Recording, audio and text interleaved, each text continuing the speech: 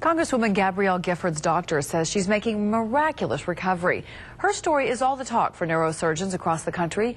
News on 6 reporter Dan Bewley explains how doctors here can learn from the tragedy in Tucson. That's new at 5. And Lori, it's been 19 days since Representative Giffords was shot in the head in Arizona. Since then, she's become an inspiration to everyone, but especially to those in the medical community. The fact that she's already in rehab is remarkable because you are not able to get to rehab unless you're functioning at a certain level, which is pretty high. Dr. Patrick Hahn is a neurosurgeon and medical director of the St. John Neurosurgical Center. He's been watching the remarkable recovery of Congresswoman Giffords.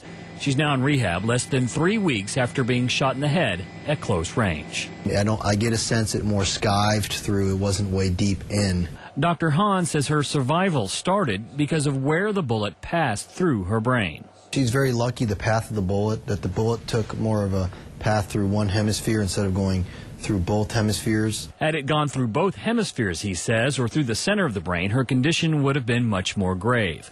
Instead, it stayed on the left side, the part of the brain that governs speech and the ability to understand language. What is at risk with the left side would be her ability to move the right side of her face, the right arm and right leg. And from the reports I've read in the media, it appears she's already able to regain some of that function. Dr. Hahn also credits the quick work of doctors at University Medical Center in Tucson.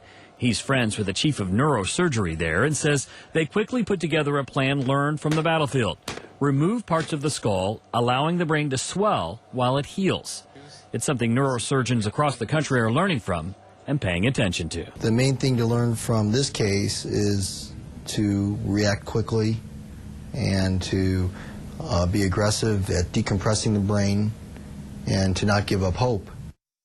And Dr. Hahn also knows one of the doctors working with Representative Giffords in Houston. He feels there's significant hope for recovery, but that it's important to be realistic about her long-term outcome.